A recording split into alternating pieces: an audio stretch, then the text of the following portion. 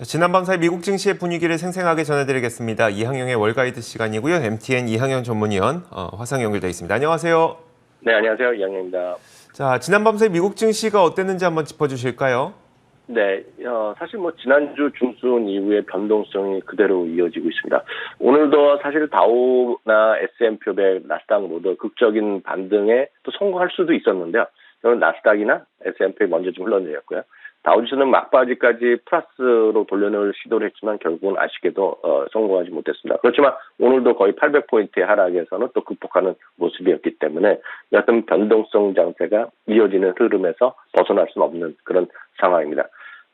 어찌되었건 연준의 회의가 오늘 첫 번째 회의, 오늘 하루 1일차가 열리고 있지 않습니까? 그렇기 때문에 이틀 열리고 내일 새벽에 우리 시간으로 새벽에 발표 날 때까지는 최소한 이런 변동성은 불가피하다라고 이해하시면 되겠습니다.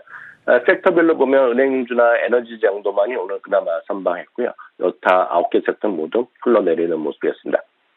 오늘 이렇게 은행주나 에너지가 상대적으로 강했던 것은 역시 유가라든가 금리가 다시 상승세를 보이고 있다는 거죠. 금리 같은 경우에도 오늘 다시 1.78, 1.8% 수준에 육박하는 시도를 계속했고요. 유가도 며칠 동안의 어떤 소강 상태를 벗어나서 오늘 다시 한번 올라가는 모습, 2.7%까지 올라가는 모습이 되겠습니다. 아시다시피 지금 또 하나의 시장은 인플레이션과 어떤 연준에서의 대응, 이런 거, 실적 수준과 달리 또 하나 이제 우리가 예측하기 쉽지 않은 것이 지정학적 위협이 있는 거 아닙니까? 그러다 보니 달러가 강세를 보이고 있다는 것은 미국뿐만 아니라 미국의 달러에 상당히 영향받을 수 없는 이머지 국가에도 영향을 직격탄을 맞고 있다라고 보셔야 되겠습니다. 오늘도 달러는 오늘 다 0.5% 또다시 올라가는 모습이었습니다. 최근 들어서 금값도 조금씩 올라가면서 1,850달러 수준을 다시 한번 회복하면서 작년 11월, 12월 이후에 최고 수준을 다시 육박하는 모습을 보이고 있습니다. 이런 시장에 대해서 바이튼 얼리지도 아주 간단하게 시장을 설명하고 있습니다. 한마디로 롤러코스터 장세다라는 점을 분명히 하고 있습니다. 네, 알겠습니다. 물론 이제 그 시장 환경이 이렇다 보니까 오르는 것들 다 같이 오르고 떨어지는 것들 다 같이 떨어지고 이러긴 했지만 그래도 종목별 이슈들이 좀 있었는데 주요 종목들 한번 짚어주시죠. 네, 엔비디아에 대한 오늘 또 블룸버그에서 단독 보도 같은 게 나왔죠. 물론 내부자 얘기를 하면서요. 엔비디아가 실제로 AI 인수가 지금 2, 3년째 진행되고 있는데요. 각국에서 소위 너무 거대해지는 것에 대해서 독점에 대한 우려로 인해서 조사를 받고 있지 않습니까? 유럽은 유럽대로, 미국은 미국대로, 중국 정부는 중국 정부대로 하고 있는데요. 내부적으로는 총 400억 달러 규모의 AI 인수를 포기하는 것이 아니냐. 얘기를 좀 보도가 나온 것이 오늘 시장에 그나마 큰 뉴스였다고 좀 보고 있습니다. 다양한 또 시각이 있는데요. 나중에 또 말씀드릴 기회가 있겠고요. 여하튼 엔비디아는 오늘도 5% 정도 오늘 하락을 했습니다. 금융주의 금리의 상승에 따라서 오늘 금융주가 좀 돋보였는데요. 뱅크 오브 아메리카 또 1.9% 반등했습니다. 다만 오늘 금융주 중에서 아마 가장 관심 많은 것은 아메리칸 익스프레스였습니다. 전형적인 어닝 서프라이즈가 나왔습니다. 전망 대비 한 16% 정도 이익이 더 나왔고요. 특이한 것은 배당인데요. 역시 미국 기업의 주주 친화 정책을 다시 한번 보여줬습니다. 주당 43센트를 지금까지 배당을 주고 있는데요. 앞으로 올 1분기부터는 43센트가 아니라 52센트로 20%의 배당 인상을 발표했거든요. 주가는 오늘 9% 가까이 급등했습니다. 유가가 올라가다 보면서 엑스모빌도 지금 52주 신고가를 갈아치웠습니다. 2.9%가 올라갔고요. 최근에 금가격 상승에 의해서 금 관련된 기업들이 조금씩 움직이고 있는데 오늘도 뉴몬 코퍼레이션이 0.3% 올라갔고요. 어제 실적을 발표한 IBM이 기대 이상의 실적을 어저께 장 마감을 발표했는데요. 시간에서 계속 오르더니 오늘도 5.6% 반등해서 올라갔고요. ARK 인베스트의 ARK ETF 같은 거 계속 흘러내리면서 오늘도 또다시 3.7%나 급락하면서 52주 최저 기록을 계속 이어가고 있습니다. 네, 알겠습니다. 장 마감한 직후에 마이크로소프트가 실적을 발표했는데 마이크로소프트가 실적 발표 이후에 시간의 거래에서 또 5%가량 하락하고 있거든요. 실적은 어땠을까요? 네, 가장 궁금하신 건 역시 주가의 시간의 흐름인데 시간에 의해서 주가 4, 5%가 흘러내리고 있습니다. 회사 측에서 이제 가이던스가 아직 분명히 나오지 않고 있는데 가이던스 발표하면서 그에 대한 평가가 바로 나올 것 같습니다. 실적 자체는 괜찮았습니다. 주당 이익도 2.31달러 전망에서 2.48달러가 나왔고요. 매출도 508억 달러의 전망이었는데 517억 달러 나왔습니다. 매출 증가율이 20%가 전년 대비 나왔는데 지난분기는 22%였기 때문에 그보다 약간 줄어들었습니다. 가장 큰 관심은 마이크로소프트 얘기할 때 보면 항상 애저뿐만 아니라 애저를 포함한 기타 클라우드 서비스 매출인데요. 46%가 늘어났습니다. 기대 수준을 했는데요. 전망은 45.3%였습니다. 마이크로소프트는 주요 사업이 10개가 있는데요. 지난 분기에도 특징이 모든 사업 분야가 플러스로 성장했는데요. 이번에도 2분기 연속으로 모두 플러스 성장한 것이 특징이 되겠습니다. 다만 이제 말씀드렸던 데도 시간에서 주가 흘러내고 있는데요.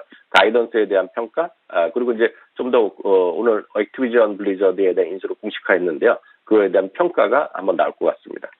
알겠습니다.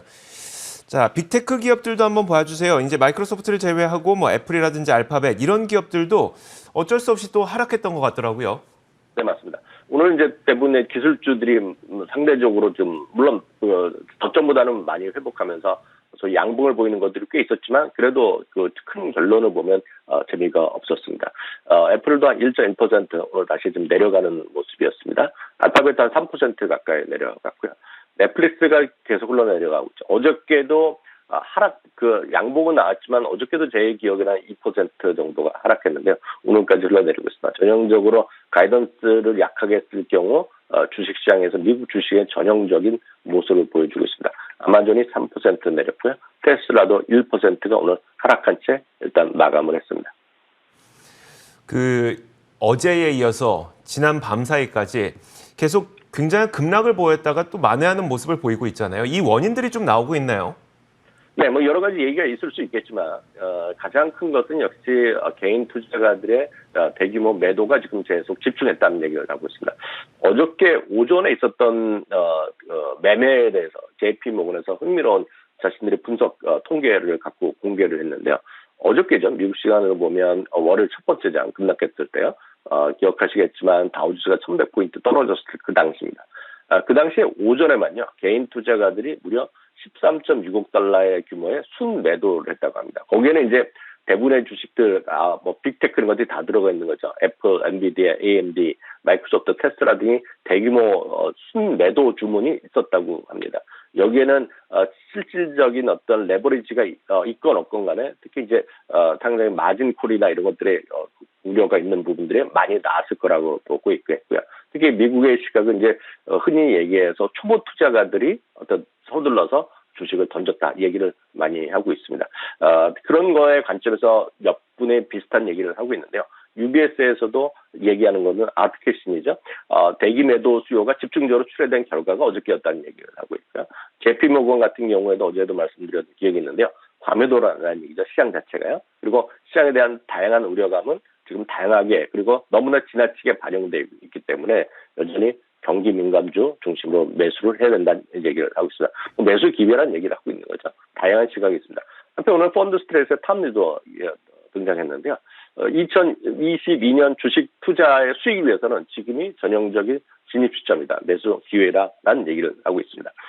기억하시는 분 계시겠지만 탐리는 상반기에는 2021년 말 대비 마이너스가 날 수 있다는 얘기를 분명히 하고 있습니다. 그렇지만 이제 하반기에 다시 큰 기회가 있다는 얘기하고 있는데 지금이 딱 진입하면 이제 좀 괜찮을 거라는 얘기하고 있죠. 다만 이제 변동성은 계속 이어질 수밖에 없다는 얘기하고 있는데 과매도 국면이 분명하다는 얘기하고 있고요. 앞서 말씀드린 사람들과 비슷합니다. 다양하면서도 어떤 바닥의 악재가 이미 충분하게 반영되고 있다는 얘기하고 있습니다. 여전히 에너지를 탑픽으로 제시하고 있는 것은 1년 말째 똑같습니다. 그리고 깡 주식에 대해서도 여전히 믿음을 갖고 있겠고요. 결론은 하반기 큰 시장을 대비해서 지금은 주식을 사둬야 될 시기란 얘기를 하고 있습니다. 반면에 모건 스탠리의 마이클 리스는 급락을 이용한 저가 매수는 좀 위험하다 이렇게 경고를 하고 있네요. 네, 맞습니다. 늘 그 주시장은 똑같은 목소리가 아니기 때문에 다 거래가 이루어지는 것이죠. 모건 스탠리의 마이클 리스는 대표적으로 지금 올해의 주시장을 안 좋게 보는 대표적인 증권사 중에 하나입니다. 하나가 이제 아시다시피 말씀드렸던 모건 스탠리고요. 또 하나가 뱅크 오브 아메리카인데요. 이런 얘기를 하고 있습니다. 급락에 따른 저가 매수에 대한 경고를 분명히 하고 있고요. 앞으로 3, 4주 정도 안에 주가가 10%더 떨어질 수 있다는 얘기를 하고 있습니다. 그럼 이제 4천 이하가 되는 거거든요. 그럼 이제 4천 이하가 되면 이제 매수할 기회가 그 시장에 매력적으로 보일 것이다. 이런 얘기를 하고 있습니다. 이분은 이제 앞선 분들과 전혀 다른 시각이죠. 4분기 실적에 대한 부담감이 분명히 있다는 얘기하고 있고요.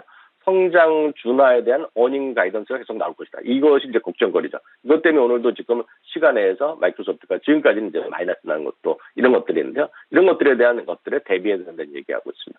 자신 같은 경우에는 1년 전에는 경기 민감주를 확대를 얘기했지만 지금은 경기 민감주도 안 된다는 얘기하고 있고요. 현재는 반대 여기다. 현재는 뭘 사냐? 현재는 필수 소비재 같은 걸 사둬야 된다. 그러니까 여전히 디펜시브한 주식을 여전히 해야 된다는 얘기죠. 방어적 섹터 주식을 해야 된다. 그런 논리를 피고 있다라고 보셔야 되겠고요. 블랙락의 수석 투자 전략가 리더 뭐 대단한 분인데요. 여러 번 인용해 드렸는데 이분도 거의 비슷한 얘기를 하고 있습니다. 연준의 긴축적 스탠스가 이제 내일 새벽 우리나라 시간 새벽이면 확인될 텐데요. 연준의 긴축적 스탠스가 좀 더 강화되고 좀 더 빨라질 거라는 얘기를 하고 있습니다. 당연히 직접적인 얘기를 안 했지만 금리의 인상 속도가 더 빨라지면서 올해 4번 이상할 수 있다는 강한 시사를 얘기하고 있기 때문에 이분의 시각을 결론적으로 한마디로 하면 투자자들이 모두 시장을 보수적으로 봐야 된다. 그런 얘기를 하고 있네요. 알겠습니다. 이렇게 참 월가에서도 크게 엇갈리는 모습을 보이는 만큼 변동성도 크고 앞날을 좀 예상하기 쉽지 않은 그런 국면인 것 같습니다. 자, 지금까지 MTN 이항현 전문위원님과 함께 이야기 잘 나눠봤습니다. 고맙습니다. 네, 감사합니다.